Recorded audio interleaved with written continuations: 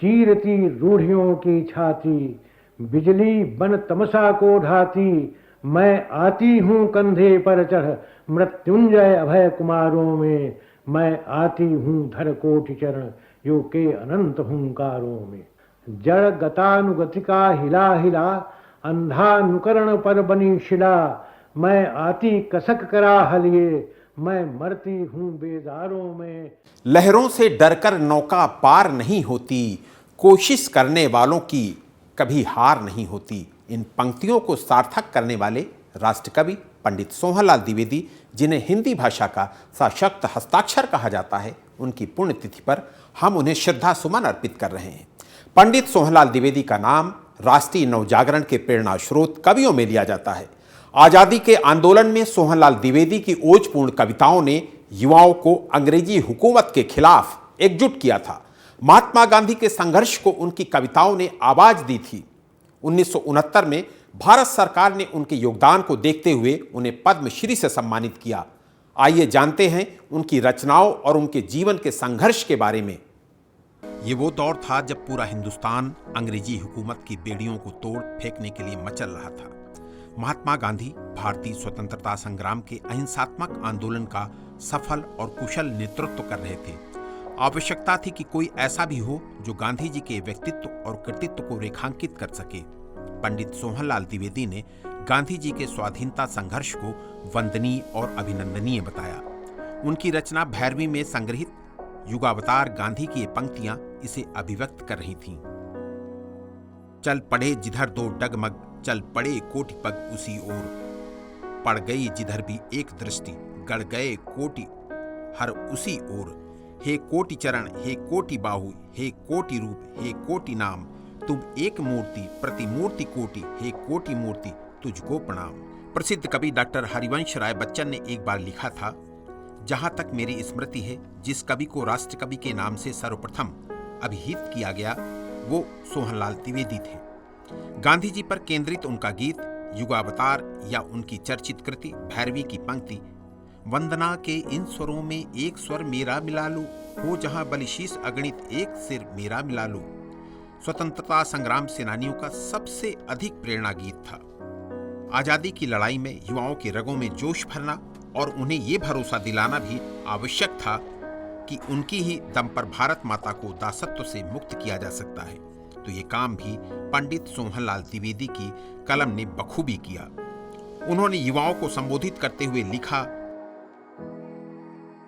कि हे तरुण, उठे राष्ट्र तेरे कंधों पर, बढ़े प्रगति के प्रांगण में, पृथ्वी को रख दिया उठाकर तूने नभ के आंगन में, तेरे प्राणों के ज्वार पर लहराते हैं देश सभी, चाहे जिसे इधर कर दे चाहे जिसे उधर क्षण में, विजय वजंती फहरी है जो जग के कोने कोने में, उसमें तेरा नाम लिखा है जीने में बलि होने में, गहरे रन घर घोर बढ़ी सेनाएं तेरा बल पाकर, स्वर्ण मुकुट आ गए कदम तल तेरे शस्त्र सजोने में, तेरे बाहुदंड में वह बल जो केहरी कटि तोड़ सके, तेरे दृढ़ स्कंद में वह बल जो गिर से ले होड़ सके, तेरे वक्षस्थल में वह बल लोहा ले विश्ववाणी से, तेरे गर्जन में वह बल जो शव में भी जीवन जोड़ सके। यह अवसर है स्वर्ण सयुग है, खो न इसे नादानी में, छेड़ छाड़ में रंग रैली में, मस्ती में मनमानी में, लिख अपना इतिहास समिट, उड़ते निशदिन के पृष्ठों पे, ज्वार लपट झुलसा दे, नभ को आग लगा दे पानी में। वरिष्ठ पत्रकार और लेखक अच्युतानंद मिश्र ने दांडी यात्रा का जिक्र करते हुए लिखा है, गांधी जी ने 12 मार्च 1930 को अपने 76 सत्याग्रही कार्यकर्ताओं के साथ साबरमती आश्रम से 200 मील दूर दांडी मार्च किया था। भारत में पद यात्रा जनसंपर्क और जनजागरण की ऋषि परंपरा मानी जाती है। उस यात्रा पर अंग्रेजी सत्ता को ललकारते हुए सोहनलाल जी ने कहा था, या तो भारत होगा स्वतंत्र कुछ दिवस रात के प्रहरों पर, या शव बनकर लहरेगा शरीर मेरा समुद्र की लहरों पर। प्रसिद्ध निबंधकार, आलोचक और उपन्यासकार हजारी प्रसाद द्विवेदी, जो कि काशी हिंदू विश्वविद्यालय में सोहनलाल जी के सहपाठी थे, उन्होंने सोहनलाल द्विवेदी जी पर एक लेख लिखा था जिसमें उन्होंने कहा था, विश्वविद्यालय के विद्यार्थी समाज में उनकी कविताओं का बड़ा गहरा प्रभाव पड़ता था। उन्हें गुरुकुल महामना मदन मोहन मालवीय का आशीर्वाद प्राप्त था अपने साथ स्वतंत्रता संग्राम में जूझने के लिए नवयुवकों की टोली बनाने में वो सदा सफल रहे। भाई सोहनलाल द्विवेदी ने ठोक पीट कर मुझे भी कवि बनाने की कोशिश की थी। छात्र कवियों की संस्था सुकवि समाज के वो मंत्री थे और मैं संयुक्त मंत्री। बहुत जल्दी ही मुझे मालूम हो गया कि यह क्षेत्र मेरा नहीं है। फिर भी उनके प्रेरणादायक पत्र मिलते रहते थे। यह बात शायद वे भी नहीं जानते थे कि हिंदी साहित्य की भूमिका मैंने उन्हीं के उत्साहप्रद पत्रों के कारण लिखी थी। सन 1941 में देश प्रेम से लबरेज भैरवी उनकी प्रथम प्रकाशित रचना थी। उनकी महत्वपूर्ण शैली में पूजा गीत, युगाधार, विषपान, बासंती, चित्रा जैसी अनेक काव्य कृतियां सामने आई थीं। उनकी बहुमुखी प्रतिभा उस समय सामने आई थी जब 1937 में लखनऊ में उन्होंने दैनिक पत्र अधिकार का संपादन शुरू किया था। 4 साल बाद उन्होंने अवैतनिक संपादक के रूप में बाल सखा का संपादन भी किया था। देश में बाल साहित्य के वे महान आचार्य थे। गांधीवाद को अभिव्यक्ति देने के लिए इन्होंने युगावतार गांधी, खादी गीत, गांवों में किसान, दांडी यात्रा, त्रिपुरी कांग्रेस, बढ़ो अभय जय जय जय, राष्ट्रीय निशान आदि शीर्षकों से लोकप्रिय रचनाओं का सृजन किया है। इसके अतिरिक्त उन्होंने भारत देश, ध्वज, राष्ट्र प्रेम और राष्ट्र नेताओं के विषय की उत्तम कोटि की कविताएं लिखी हैं। उनकी भैरवी काव्य संग्रह की प्रथम कविता बहुत लोकप्रिय हुई थी। वंदना के इन स्वरों में एक स्वर मेरा मिला लो, वंदनी माँ को न भूलो, राग में जब मस्त झूलो, अर्चना के रत्न कण में एक कण मेरा मिला लो, जब हृदय का तार बोले, श्रृंखला के बंद खोले, हो जहां बलि शीश अगणित, एक शिर मेरा मिला लो। सोहनलाल जी ने अनेक अभियान गीतों और सामूहिक गीतों का भी सृजन किया। जनता के उद्बोधन में इन सामूहिक गीतों ने महती भूमिका निभाई। उठो बढ़ो आगे, स्वतंत्रता का स्वागत सम्मान करो, वीर सिपाही बनकर के बलिवेदी पर प्रस्थान करो, हम मातृभूमि के सैनिक हैं, आजादी के मतवाले हैं, बलिवेदी पर हंस हंस के निज शीश चढ़ाने वाले हैं।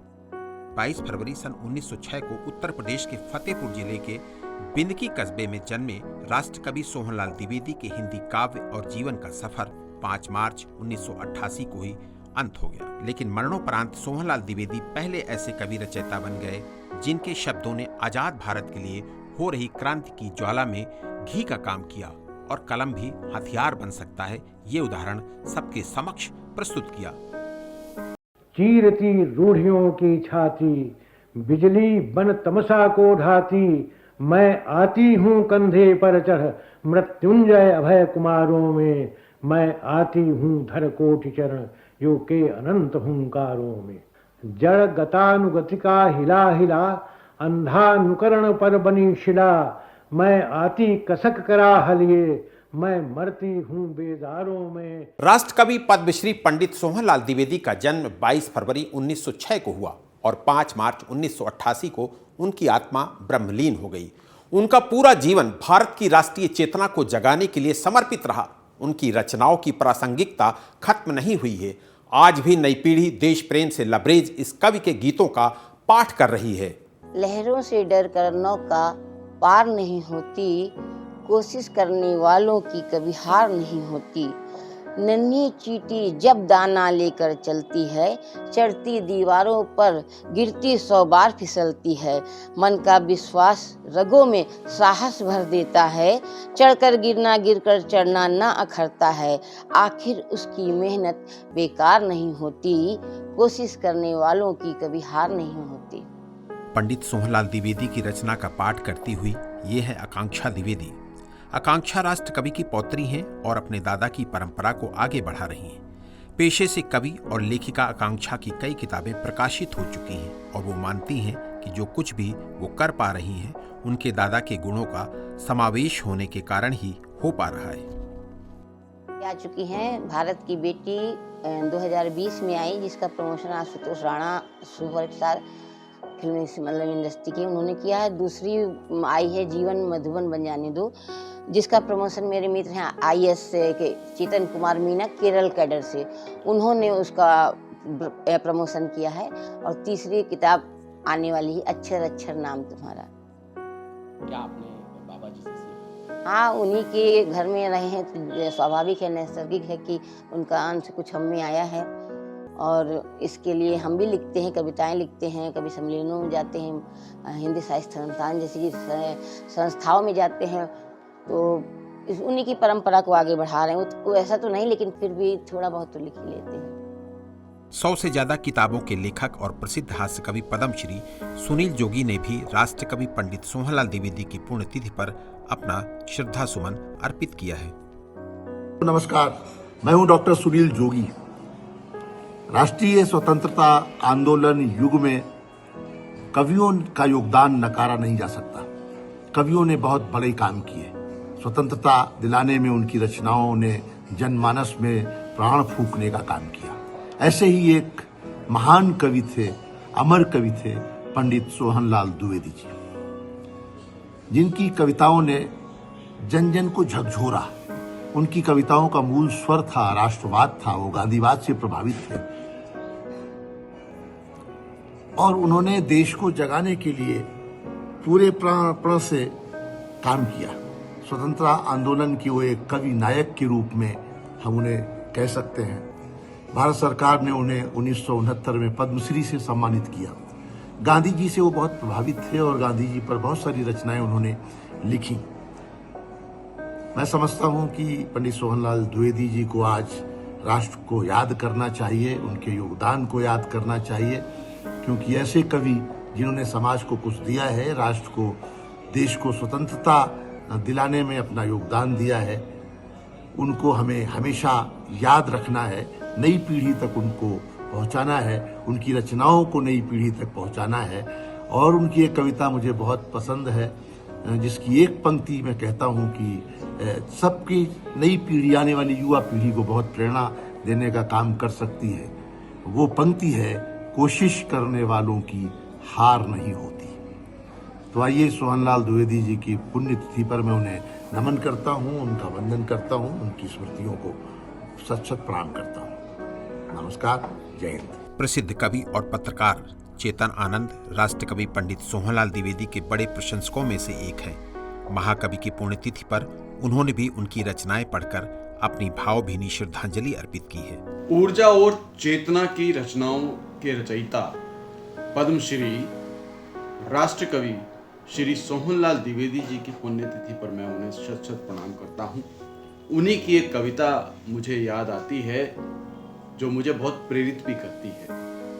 पर्वत कहता शीश उठाकर तुम भी ऊंचे बन जाओ, पर्वत कहता शीश उठाकर तुम भी ऊंचे बन जाओ, सागर कहता है लहराकर मन में गहराई लाओ, समझ रहे हो क्या कहती है उठ उठ गिर गिर तरल तरंग, समझ रहे हो क्या कहती है उठ उठ गिर गिर तरल तरंग, भर लो अपने दिल में मीठी मीठी मृदुल उमंग, और पृथ्वी कहती धैर्य न छोड़ो, कितना ही हो सिर पर भार, नभ कहता है फैलो इतना, ढक लो तुम सारा संसार। तो ऐसे रचयिता सोहनलाल द्विवेदी जी की पुण्यतिथि पर मैं उन्हें पुनः नमन करता हूँ। धन्यवाद। फतेहपुर जिले का बिनकी गांव राष्ट्र कवि पंडित सोहनलाल द्विवेदी की स्मृतियों से भरा पड़ा है। उनका पुश्तैनी घर जर्जर जरूर हो चला है, लेकिन यहाँ के लोगों के हृदय में राष्ट्र कवि की भूमि से जुड़े होने का गौरव और आत्मसम्मान लबालब भरा हुआ है। यहाँ उनके नाम पर कई शैक्षणिक संस्थाएं और वाचनालय मौजूद हैं। नगरवासी भी अपने इस पूर्वज पर गर्व करने से फूले नहीं समाते हैं। वो जातवाद और छुआछूत के विरोधी थे। हर जात धर्म के लोगों से व्यक्तिगत उनके संबंध थे। और सबसे बड़ी बात थी, सुबह वो वॉकिंग में निकलते थे बिनकी भ्रमण में। तो क्योंकि मेरा पिताजी का व्यवसाय मेडिकल स्टोर का था, तो वो सुबह सुबह आके लाल बाबू लो मैं आ गया हूँ बैठ जाते थे। और एक जो जैसे मुंशी प्रेमचंद जी का इतिहास में नाम है, ठीक उसी तर्ज में जब भी कोई डिस्कस पिताजी के पास बैठ के करते थे तो सामाजिक कुरीतियाँ और भौगोलिक पक्ष के संबंध में और बहुत ज़्यादा डीपली जाते थे। छोटी सी छोटी बातों को वो अपने दिमाग में चिंतन मनन करते थे। इसी वजह से जैसे मुंशी प्रेमचंद जी का कहानीकार, इतिहासकार रहे, छोटी छोटी चीज़ों में विशेष उनका स्तंभ थे, जानकारी रखते थे, ठीक उसी तरह परम श्रद्धेय सोहनलाल द्विवेदी जी छोटी छोटी मानसिकता के लोगों से, हर तरह के लोगों से मिल के समाज में कौन कौन सी परिस्थिति है, कौन कौन से विकार हैं, उनको कैसे दूर किया जाए, हमेशा चिंतित रहते थे। और बहुत कम लोगों को मालूम होगा, संभवतः किसी को नहीं मालूम होगा कि जब भी वो आते थे, मैं उस समय बहुत छोटा था, मेडिकल स्टोर से Li-52 टेबलेट आती है हिमालय कंपनी की, उसका वो सेवन करते थे और जब भी निकलते थे आके अपना दवा भी लेते थे और चिंतन मनन करते थे, स्वाध्याय करते, आपस में मिल के डिस्कस करते थे और बहुत बारीकी से हर चीज़ का चिंतन मनन और मनोयोगी भी थे। राष्ट्रकवि पंडित सोहनलाल द्विवेदी के गांव बिनकी में उनका जन्मोत्सव और पुण्यतिथि मनाने की परंपरा है। आज भी लोग इन आयोजनों की बड़े मन से तैयारी करते हैं और राष्ट्रकवि को याद करते हुए अपनी रचनाओं के माध्यम से उन्हें श्रद्धांजलि अर्पित करते हैं। आंखों में झूमता है यह मधुमय रूप तुम्हारा, अधरों के मादक प्यालों से बरसे स्नेह सुधा की धारा। चंदा मुस्काता अंबर में, ओ मेरे तुम भी मुस्काना, मेरे आत्ममिलन के अंचल में आकर मधु वर्षा जाना। पुलकित पवलित हो स्नेह हमारा, नित नए श्रृंगार हो उसमें, सरगम का हर रसो प्यारा, प्रीत की हर झनकार हो उसमें। मृदुल परकों पर रख देता हूँ शुभकामनाएं, स्नेह की चांदनी रहे शीतल, यही मेरी कामनाएं, यही मेरी कामनाएं। इस तरीके मैंने उनकी रचनाओं से प्रेरित होकर उनके ग्रंथों का अध्ययन करके मेरे अंदर भी कुछ कवि अंश जगा, तो मैंने कई कविताएं लिखी हैं जिसकी एक छोटी सी प्रस्तुति आपके सामने किया है। और अब 5 मार्च को उनका जन्मोत्सव मनाया जाएगा। पूरा नगर उत्साहित है, हमारे समाज से भी उत्साहित है और काव्य जगत से जुड़े हुए लोग जो हैं वह भी उत्साहित है उस 5 मार्च के कार्यक्रम में सम्मिलित होने के लिए। और उनकी यादगार में यह कार्यक्रम कई वर्षों से मनाया जा रहा है और लगभग उनके जन्म के 120 वर्ष हो चुके हैं। और इधर जब से 1988 में उनकी मृत्यु हुई उसके बाद से निरंतर उनका कार्यक्रम चलता रहता है। कभी छोटा होता है, कभी बड़ा होता है, कभी परिस्थितियों के अनुसार और कार्यकाल के अनुसार बदलता रहता है। कोरोना काल में नहीं हो पाया था, लेकिन उसके बाद फिर वो उस कार्यकाल के बाद वो कार्यक्रम हुआ। हम जो है उनकी यादों को जो ताज़ा करने की जो ये कार्यक्रम 5 मार्च को आता है, हम भी उसमें शरीक होते हैं और नगर के तमाम लोग शरीक होते हैं। वो हमारे काव्य जगत के सर्वश्रेष्ठ कवि थे। मैं उन्हें सादर श्रद्धांजलि अर्पित करता हूँ। राष्ट्रकवि सोहनलाल द्विवेदी जी गांधी जी को अपनी प्रेरक विभूति मानते थे। 1944 में गांधी जी की हीरक जयंती के अवसर पर उनके अभिनंदन हेतु जो गौरव ग्रंथ प्रकाशित हुआ था, उसके संपादन का श्रेय भी सोहनलाल द्विवेदी जी को ही प्राप्त हुआ था। उनकी कविता में साहस था, शौर्य था, ओज था, वीरता थी, लेकिन हिंसा नहीं थी। उन्हें समझने के लिए उनकी ये पंक्तियां पर्याप्त हैं। न हाथ एक शस्त्र हो, न हाथ एक अस्त्र हो, न अन्य वीर वस्त्र हो, हटो नहीं, डरो नहीं, बढ़े चलो, बढ़े चलो। रहे समक्ष हिमशिखर, तुम्हारा प्रण उठे निखर, भले ही जाए जन निखर, रुको नहीं, झुको नहीं, बढ़े चलो, बढ़े चलो। घटा घिरी अटूट हो, अधर में काल कूट हो, वही सुधा की घूंट हो, जिए चलो, मरे चलो, बढ़े चलो, बढ़े चलो।